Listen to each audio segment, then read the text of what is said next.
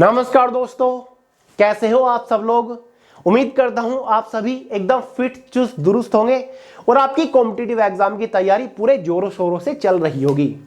देखिए दोस्तों, कई दिनों से बहुत सारे लोग लगातार कमेंट्स कर रहे हैं, डीएम्स कर रहे हैं कि भैया मेरी 12th पास हो चुकी है या फिर मेरे 18 साल पूरे हो चुके हैं और मैं गवर्नमेंट जॉब की तैयारी करना चाहता हूं।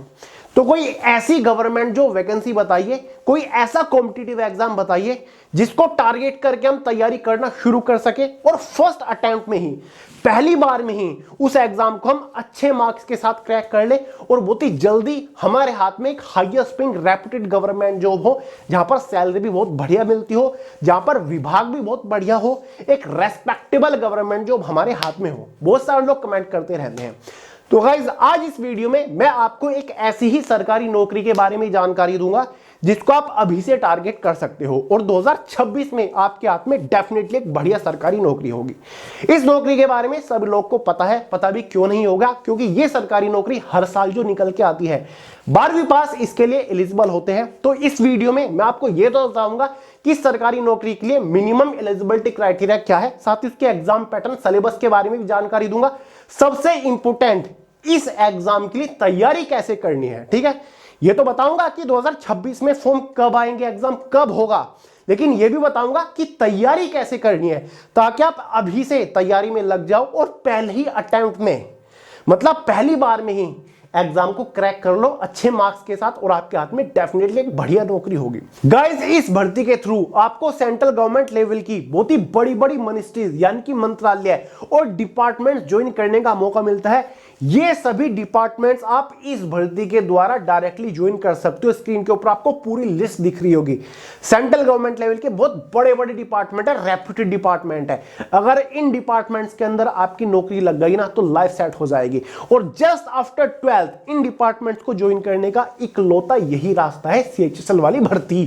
तो आपको अच्छे से बताऊंगा कि अभी से आप कैसे तैयारी कर सकते हैं, इस एग्जाम के लिए कैसे तैयारी करना शुरू करें। इवन आपको बुक्स भी बता दूंगा कि भाई इन किताबों से आप घर बैठे तैयारी करिए, कोई कोचिंग वगैरह जाने की जरूरत नहीं है। सबसे बेस्ट बुक आपको रिकमेंड करूंगा, इजीली एग्जाम को क्रैक कर लोगे, ठीक है। तो चलिए अब बहुत ज्यादा टाइम वेस्ट नहीं करते, फटाफट वीडियो शुरू करते हैं। बट उससे पहले छोटी सी जानकारी दे दूं गाइस, अगर आप इस एग्जाम को टारगेट कर रहे हो या फिर किसी भी बड़े छोटे कॉम्पिटिटिव एग्जाम को टारगेट कर रहे हो और जनरल अवेयरनेस में आपको अच्छे मार्क्स लेकर आने हैं, अच्छे क्या फुल मार्क्स लेकर आने हैं, तो जरूरी है कि जीएस बॉम्ब आपके पास होनी चाहिए। जीएस बॉम्ब जनरल अवेयरनेस की अब तक की एक सबसे सर्वश्रेष्ठ ई बुक है। ई बुक मतलब जिसे आप फोन के अंदर डाउनलोड करके भी पढ़ सकते हैं। गाइस, अगर आप इस जीएस बॉम्ब को एक बार अच्छे से पढ़ लेते हो ना, तो भाई हर एक कॉम्पिटिटिव एग्जाम में जीएस का एक भी क्वेश्चन इसे बाहर नहीं आएगा। जीएस के चित्रे उड़ा के आओगे, ये मेरी गारंटी है। तो गाइस, इसका लिंक डिस्क्रिप्शन बॉक्स में डाउनलोड करिए और पढ़ना शुरू कर दो। तो गाइस, आपको पता ही है, इस वीडियो में हम बात कर रहे हैं एसएससी सीएचएसएल रिक्रूटमेंट 2026 के बारे में, ठीक है। देखिए गाइस, एसएससी सीएचएसएल 2025 वाला एग्जाम अभी अभी हुआ था, अभी इसके आंसर की जारी की गई थी और आज से 8, 10, 15, 20 दिन बाद इसका रिजल्ट भी जारी कर दिया जाएगा, प्रीलिमिनरी एग्जाम का, टियर फर्स्ट एग्जाम का। तो जिन लोगों ने वो एग्जाम दिया था, अगर उनके मार्क्स बहुत ही अच्छे हैं तो बहुत बढ़िया बात है। तो वो एग्जाम अब आपका हो चुका है। अब 2026 वाले एग्जाम की तैयारी करिए। इस भर्ती का पहला सबसे बड़ा प्लस पॉइंट ये है कि ये भर्ती हर साल आती है, ठीक है। हर साल ये भर्ती रिपीट होती है। तो भाई, जिन लोग का एग्जाम जैसा भी हुआ है बहुत अच्छी बात है, अब उसको भूल जाइए, अगले एग्जाम की तैयारी करिए, ठीक है। टोटल नंबर ऑफ वैकेंसीज यहां पर आपको 3000 प्लस देखने को मिलती है। इस बार उम्मीद है कि लगभग आपको 5000 वैकेंसीज देखने को मिल जाए, ठीक है। सीएचएसएल का मतलब होता है कंबाइंड हायर सेकेंडरी लेवल, मतलब 12वीं पास वालों के लिए होती है कंबाइंड, मतलब वेरियस सेंट्रल गवर्नमेंट लेवल के डिपार्टमेंट्स आपको यहां पर देखने को मिलते हैं।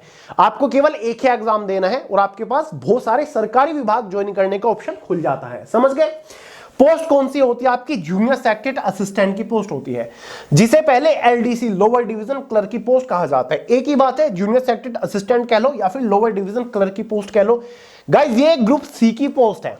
ये जो पोस्ट है पे लेवल 2 की पोस्ट होती है। इस पोस्ट का जो बेसिक पे होता है ना, वो 19,700 या फिर 900 के आसपास होता है, यानी कि 1900 रुपए ग्रेड पे वाली ये पोस्ट है। जस्ट आफ्टर सिलेक्शन इस पोस्ट के ऊपर जो आपको तनख्वाह मिलती है वो लगभग 40,000 के आसपास देखने को मिल जाती है, ठीक है। तो अच्छी खासी बढ़िया पोस्ट है, ये एक क्लरिकल पोस्ट है। क्लर्क का काम आपको करना पड़ेगा इस पोस्ट के ऊपर। समझ गए दोस्तों? मेल और फीमेल दोनों ही कैटेगरी कैंडिडेट इस भर्ती के लिए एलिजिबल होते हैं। ऑल इंडिया की वैकेंसी है, ग्रुप सी की पोस्ट है, ये जानकारी मैं आपको पहले भी दे चुका हूं। एलिजिबिलिटी क्राइटेरिया के बारे में अगर हम बात करें, फॉर्म कब से शुरू होंगे, इस बार एग्जाम कब होगा, जानकारी आपको दे रहा हूं, पहले कुछ बेसिक इंफॉर्मेशन ले लो। जनरल वालों के लिए मिनिमम एज लिमिट 18 साल होती है, मैक्सिमम 27 साल होती है। दोस्तों ओबीसी एसटी एससी वालों को एज में रिलैक्सेशन मिल जाता है, ओबीसी वालों को 3 साल का, एसटी एससी वालों को 5 साल का एज में रिलैक्सेशन मिलता है। क्वालिफिकेशन पहले बता दिया 10+2 यानी कि 12वीं पास कैंडिडेट्स एलिजिबल है। गाइस इस भर्ती में, इस नौकरी के लिए आपको 2 एग्जाम से होकर गुजरना पड़ता है। एक होता है आपका प्रीलिमिनरी यानी कि टियर फर्स्ट एग्जाम इसको कहा जाता है, ठीक है, जो कि जस्ट क्वालिफाइंग नेचर होता है। क्यों मतलब क्वालिफाइंग नेचर? ये 4 सब्जेक्ट इस एग्जाम में आपको देखने को मिलते हैं, general awareness, quantitative aptitude, reasoning ability, English language. 4 subject, चारों सब्जेक्ट से 25-25 क्वेश्चन आते हैं। एक क्वेश्चन के लिए आपको 2 नंबर दिया जाता है, ठीक है, इसलिए हर एक सब्जेक्ट 50-50 नंबर का हो जाता है। इसलिए ये पेपर 100 क्वेश्चन का होता है, 200 नंबर का पेपर होता है। ये 100 क्वेश्चन सोल्व करने के लिए आपको 1 घंटे का टाइम दिया जाएगा। 0.50 मार्क्स के एग्जाम में नेगेटिव मार्किंग होती है। कितनी? 0.50 मार्क्स, ठीक है, वो गलती से टाइप हो गया था, 50 मार्क्स, ठीक है, इतनी आपकी नेगेटिव मार्किंग होती है। समझ गए गाइस? लेकिन ये जो एग्जाम है जस्ट क्वालिफाइंग नेचर होता है, आपको क्वालिफाई करके आगे बढ़ना होता है। अब आप कहोगे कि भैया कितने नंबर लाने होते हैं इस एग्जाम को क्वालिफाई करने के लिए? तो हर साल की जो मार्किंग होती है, क्वालिफाइंग मार्किंग, वो अलग अलग होती है, क्योंकि हर साल क्वालिफाइंग कट ऑफ अलग अलग होती है। जैसे कि पिछले साल की ये थी, अगर वैकेंसीज कम है तो जाहिर सी बात कट ऑफ ज्यादा जाएगी। 200 नंबर में से 2024 में ये कट ऑफ थी एलडीसी या फिर जीएससी की पोस्ट के ऊपर। जनरल वालों की 157 नंबर पर थी, एससी वालों की 139 नंबर पर थी, 39, एसटी वालों की 129 थी, ओबीसी वालों की 156 थी, ईडब्ल्यूएस वालों की 150 नंबर पर पिछले साल कट ऑफ गई थी, ठीक है। इस बार 2025 में वैकेंसीज ठीक ठाक थी, तो वैकेंसी कट ऑफ थोड़ी सी कम जाने की उम्मीद है, जैसे कि सीजीएल की गई। तो अगर आप इस टियर फर्स्ट एग्जाम को क्वालिफाई कर लेते हो, इस वाले एग्जाम को, उसके बाद आपको बुलाया जाएगा टियर सेकंड एग्जाम के लिए, जो कि होता है आपका मेंस एग्जाम। ये सबसे इंपॉर्टेंट होता है, इसी एग्जाम के बेसिस पर आपको फाइनल सिलेक्शन मिलता है। इस एग्जाम में आपको 5 सब्जेक्ट से होकर गुजरना पड़ेगा, मतलब 5 सब्जेक्ट आपके एग्जाम में आएंगे। सीधा सीधा समझ लिए, इसमें सेशन फर्स्ट सेशन सेकंड दे रखा है, कहीं कहीं सेक्शन है, कंफ्यूज मत होइए। सिंपल 5 सब्जेक्ट होते हैं आपका। एक होता है मैथमेटिकल एबिलिटी, क्वांटिटेटिव एप्टीट्यूड, है पूरा का पूरा पोर्शन आएगा जो कि आपका टियर फर्स्ट में आता है। रीजनिंग एंड जनरल इंटेलिजेंस है, दोनों से 30-30 क्वेश्चन आते हैं। खास बात ये, क्वेश्चन के लिए 3 नंबर दिए जाएंगे, इसलिए ये 60 क्वेश्चन 180 नंबर के अंदर होते हैं। ये 60 क्वेश्चन सोल्व करने के लिए 1 घंटे का टाइम आपके पास रहता है। दूसरा जो सेक्शन होता है उसमें इंग्लिश लैंग्वेज कॉम्प्रिहेंशन होता है, 40 क्वेश्चन आते हैं। जनरल अवेयरनेस से केवल 20 आते हैं, तो क्वेश्चन 60 हो गए, एक क्वेश्चन के लिए 3 नंबर, इसलिए 180 नंबर का पेपर होता है, ठीक है। ये 60 क्वेश्चन सोल्व करने के लिए भी आपके पास 1 घंटे का टाइम रहेगा। समझ गए गाइस? साथ ही तीसरा एक और सेक्शन होता है कंप्यूटर नॉलेज टेस्ट का। क्या होता है कंप्यूटर नॉलेज टेस्ट? ये सेक्शन 3rd है। कंप्यूटर नॉलेज, बेसिक कंप्यूटर के 15 क्वेश्चन आएंगे 45 नंबर के अंदर, और 15 मिनट का टाइम रहता है। ये जो है ना, ये क्वालिफाइंग सेक्शन होता है, ये वाला कंप्यूटर वाला, ठीक है। इसके जो मार्क्स होंगे फाइनल मेरिट में ऐड नहीं होते। समझ गए गाइस? तो टोटल जो पेपर की मार्किंग होगी वो आप देख लो, मेंस एग्जाम की, टियर सेकंड एग्जाम की, 180 के ये 2 सब्जेक्ट, 180 के ये 2 सब्जेक्ट, तो 180 प्लस 180 कितने हो गए? 360, यानी कि 360 नंबर के एक तरीके से आपका मेंस एग्जाम होता है। इन्हीं 360 नंबर के मार्क्स के बेसिस पर आपकी फाइनल मेरिट बनेगी, और एग्जाम में 1 नंबर की नेगेटिव मार्किंग भी रहती है, यानी कि एक गलत क्वेश्चन पर 1 नंबर आपका काट लिया जाएगा इस मेंस एग्जाम में, ठीक है दोस्तों।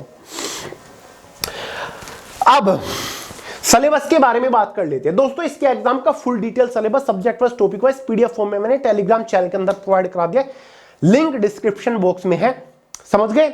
वहां से पूरे सिलेबस को पीडीएफ फॉर्मेट में डाउनलोड करके अच्छे से देख लो, समझ लो कि भाई किस सब्जेक्ट के अंदर से कौन से टॉपिक के ऊपर मोस्टली फोकस करना है। तो टेलीग्राम चैनल का लिंक वीडियो के नीचे डिस्क्रिप्शन बॉक्स में है। जिस दिन गाइस आपके मेंस एग्जाम होता है उसी दिन आपके टाइपिंग टेस्ट भी होता है एलडीसी की पोस्ट के ऊपर।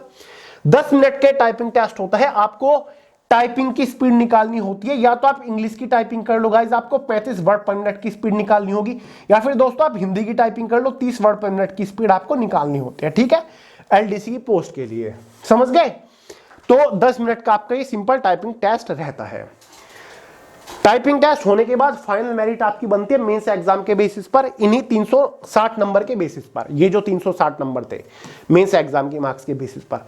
अब बहुत सारे आपके विभाग होते हैं, सीबीआई हो गया, इंटेलिजेंस ब्यूरो हो गया, एनसीबी हो गया, या फिर गाइज आपका ministry of textile, ministry of defence, finance ministry, इन सब की कट ऑफ अलग अलग बनती है। जैसे कि सीबीआई विभाग है, इसकी कट ऑफ सबसे ज्यादा जाती है, इसकी general, OBC, EWS, ST, SC की कुछ और चली गई, ठीक है। Election commission of India, ECI लिख दिया मैंने, general, OBC, ST, SC cut off सबकी अलग अलग बनेगी। फाइनल मेरिट बनने से पहले या फिर बनने के बाद, फाइनल सिलेक्शन होने से पहले आपसे डिपार्टमेंट की प्रेफरेंस मांगी जाती है कि भाई किस डिपार्टमेंट को आप अपनी पहली पसंद मान रहे हो, किसको सेकंड, किसको थर्ड, इस तरीके से कट ऑफ बनती है। क्योंकि ऐसा भी तो हो सकता है ना, आप एक साथ 4-5 विभागों की कट ऑफ को क्वालिफाई कर जाओ तो आपकी चॉइस के अकॉर्डिंग आपको फिर विभाग मिल जाता है, ठीक है। तो एक तरीके से जिस भी विभाग की कट ऑफ में आप फिट बैठोगे, ठीक है, उसी विभाग में आपको ज्वाइनिंग मिलेगी। सैलरी शुरुआत में बता चुका हूं, 40,000 रुपए महीना आपकी तनख्वाह रहेगी। Job location all over India रहेगी, आपको अपने होम स्टेट में भी जॉब लोकेशन मिल सकती है। जॉब प्रोफाइल आपकी क्लरिकल रहेगी। प्रमोशंस अपॉर्चुनिटी के बारे में गाइस अगर हम बात करें, प्रमोशंस जो है, आज आपका सिलेक्शन हो रहा है जीएससी की पोस्ट के ऊपर, आफ्टर 6 ईयर, 6 साल के बाद आपको एसएससी सीनियर सेक्रेटरी असिस्टेंट की पोस्ट के ऊपर प्रमोशन मिल जाता है।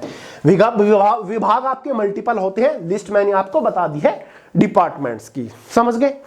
बात कर दे दोस्तों फॉर्म कब निकलेंगे। देखिए फॉर्म इसके जो हर साल निकलते हैं वो मई जून के आसपास निकलते हैं, तो इस बार भी आपको मई 2026 के आसपास फॉर्म देखने को मिल जाएंगे।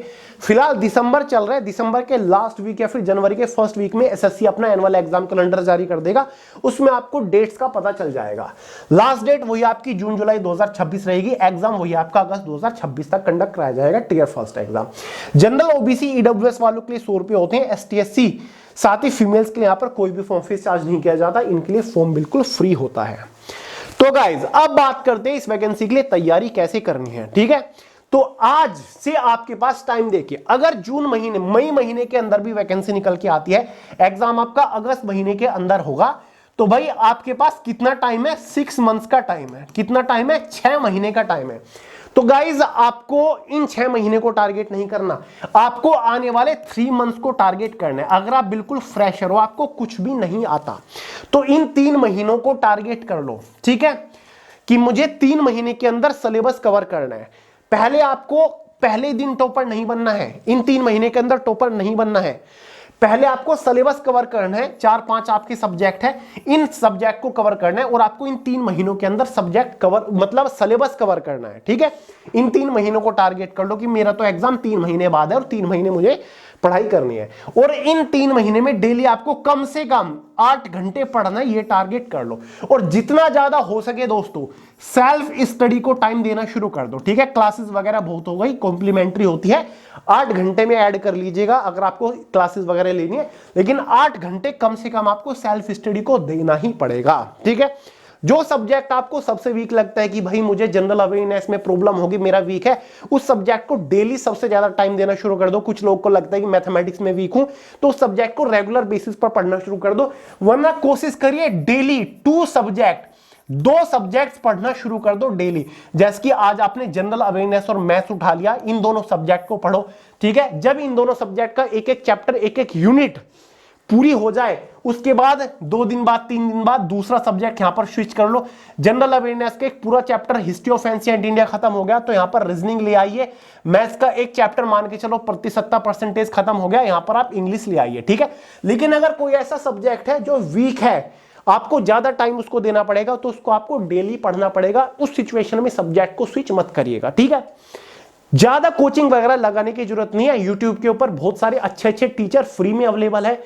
काफी सारे टीचर्स को, मतलब सबसे पहले लेक्चर सर्च करिए, जो भी आपको क्लास लेनी है, जो भी टॉपिक आपको पढ़ना है, आपको लगातार क्लासेस भी लेने की जरूरत नहीं है। मान के चलिए जो भी टॉपिक आपको समझ नहीं आ रहा है, परसेंटेज आपको मैथ्स में समझ नहीं आ रहा, उसी टॉपिक को यूट्यूब के ऊपर सर्च करिए, काफी सारे अच्छे एसएससी के टीचर आ जाएंगे। जिस भी टीचर का पढ़ाया हुआ आपको समझ आता हो, जो भी टीचर आपको अच्छा लगे, उस टीचर की उसी पर्टिकुलर टॉपिक से क्लास ले लीजिए, उसके जो कॉन्सेप्ट है, लॉजिक वगैरह, अच्छे से फॉर्मूले वगैरह है, नोट्स करना शुरू कर दीजिए, ठीक है। इससे आपका टाइम भी बचेगा और जो एक अच्छा कंटेंट है वो आपको मिल जाएगा। आपके पास टीचर्स की चॉइस है यहाँ पर, ठीक है। तो इस तरीके से आपको रेगुलर क्लासेस मत लीजिएगा, आपका टाइम भी वेस्ट होगा, पैसे भी वेस्ट होंगे, और कोर्सेज वगैरह के चक्कर में तो बिल्कुल भी मत पड़िएगा।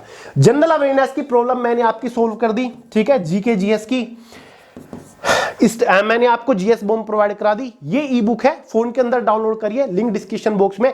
डेली 2-2 पेज भी अगर आप पढ़ोगे, यहां तो आपको सिंपल रट्टा मारना है, वैसे बुक में आपको बता दूंगा कहां से पढ़नी है, लेकिन ये जीएस बॉम्ब 1 लाइनर ही तो क्वेश्चन है, सारे के सारे प्रीवियस ईयर एग्जाम में पूछे जा चुके हैं। इन सभी क्वेश्चंस को डेली 2-2 पेजेस पढ़ने शुरू कर दीजिए, देखिएगा सीएचएसएल एग्जाम में क्वेश्चन बाहर नहीं बनेगा, डायरेक्टली क्वेश्चन छपेंगे। डेली 2 पेज पढ़ना शुरू कर दीजिए, टारगेट कर लीजिए और नोट करिए। जो क्वेश्चन समझ नहीं आता, जो टफ है, कॉम्प्लिकेटेड है, जो लगता है कि आप इन्हें भूल सकते हो, उनको प्रॉपर नोट डाउन करते हुए चलिए अपनी नोटबुक में। और हाँ, प्रिपरेशन करना आप शुरू कर रहे हो सीएचएसएल एग्जाम की, नोट्स लिखना शुरू कर दो भाई, सब्जेक्ट वाइज नोट्स बनाने शुरू कर दो। मैथमेटिक्स की एक नोटबुक अलग बना लो, वहां पर नोट्स बनाओ, फॉर्मूले वगैरह। जनरल अवेयरनेस की नोटबुक अलग, इंग्लिश की अलग, रीजनिंग की अलग, ठीक है। नोटबुक आपके पास होनी चाहिए। अब बुक्स के बारे में बात करें, अगर आपको मैथमेटिक्स, क्वांटिटेटिव एप्टीट्यूड पढ़ना है तो उसकी सबसे बेसिक, सबसे बेहतरीन बुक वन एंड ओनली आपकी आती है एस चंद पब्लिकेशन की, डॉक्टर आर.एस. अग्रवाल की। इससे बेस्ट कुछ नहीं है। बेसिक कॉन्सेप्ट भी आपका क्लियर होगा, प्रीवियस ईयर क्वेश्चंस भी आपको मिल जाएंगे, एक क्वेश्चन को सोल्व करने के 2-3 सिंपल तरीके भी आपको देखने को मिल जाएंगे, शॉर्ट ट्रिक वगैरह आपको सब कुछ मिलती है, ठीक है। तो ये एस चंद की बुक आती है, इंग्लिश वर्जन भी अवेलेबल है, हिंदी वर्जन भी अवेलेबल है, जो जिसमें भी आप कंफर्टेबल हो, जो भी मीडियम आपका है पढ़ने का, उसी एडिशन को परचेज करके पढ़ना शुरू कर दो, ठीक है। अगर आपके पास बुक नहीं है, लिंक डिस्क्रिप्शन बॉक्स में दे दूंगा, यहां पर आपको दिख रहा होगा, उनके थ्रू भी आप घर पर अवेलेबल करा सकते हैं। सबसे बेस्ट बुक है सीएचएसएल एग्जाम के लिए। तो इंग्लिश के लिए कौन सी बुक आपके लिए बेस्ट रहेगी? ये दिशा पब्लिकेशन की एसेंशियल इंग्लिश के नाम से आती है, एसएससी एग्जाम के लिए इससे बेस्ट बुक में कोई मानता नहीं। टाइम आपके पास काफी है, 3 से 6 महीना है, बिंदास पढ़ना शुरू कर दीजिए, क्वेश्चन बाहर बनेगा ही नहीं।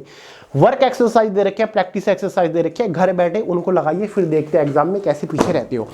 बाकी जनरल अवेयरनेस के लिए जीएस बॉम्ब मैंने आपको बता दिया है, वहां तो आपको क्वेश्चन एक तरीके से रट्टा ही मारना है, समझ लीजिएगा। बाकी छोटी कला आप ल्यूसेंट बुक से पढ़ सकते हैं, इससे बेस्ट कुछ है ही नहीं, ठीक है। ल्यूसेंट से आप पढ़िए। रीजनिंग के लिए तो one and only master reasoning आपको मैं दे रहा हूं, अरिहंत पब्लिकेशन की आ रही है, इसमें तो क्वेश्चन जो के तो आपको अपने एग्जाम में देखने को मिल जाएंगे। तो सारी की सारी बुक्स के हिंदी और इंग्लिश के एडिशन डिस्क्रिप्शन बॉक्स में दे दूंगा। सबसे यूनिक बुक है, बेस्ट बुक है सीएचएसएल एग्जाम के लिए, इनसे एग्जाम को क्लियर कर लोगे। सबसे पहले बेसिक कॉन्सेप्ट के ऊपर फोकस करिएगा, जितना ज्यादा हो सके हर एक सब्जेक्ट के हर एक टॉपिक का कॉन्सेप्ट क्लियर करिए। कॉन्सेप्ट मतलब बेसिक आपको समझ होना चाहिए। थ्योरी पढ़िए, बुक खोलकर खुद समझ नहीं आता तो गूगल करिए, यूट्यूब के ऊपर लेक्चर सर्च करिए, नोट्स वगैरह बनाइए। जब एक बार बेसिक क्लियर हो जाए, उसके बाद ज्यादा से ज्यादा ऑब्जेक्टिव क्वेश्चन सोल्व करिए उन पर्टिकुलर टॉपिक से। जब ऑब्जेक्टिव क्वेश्चन भी सोल्व कर लो ज्यादा से ज्यादा, ठीक है, तो हार्डकोर प्रैक्टिस की तरफ बढ़िएगा। उस टाइम पर आपको क्या करना है, प्रीवियस ईयर क्वेश्चन पेपर्स की हेल्प लेनी है, प्रीवियस ईयर्स आपको लगाने हैं। काफी सारी मार्केट के अंदर बुक भी अवेलेबल है प्रीवियस ईयर की, जहां पर आपको 2025-2024 के क्वेश्चन पेपर मिल जाएंगे। सब्जेक्ट वाइज भी प्रीवियस ईयर क्वेश्चन आपको मिल जाएंगे, टॉपिक वाइज भी मिल जाएंगे। जैसे कि पिनेकल की बुक आती है, काफी फेमस है प्रीवियस ईयर के मामले में। तो जितना ज्यादा हो सके प्रीवियस ईयर क्वेश्चन पेपर के ऊपर भी फोकस करिएगा।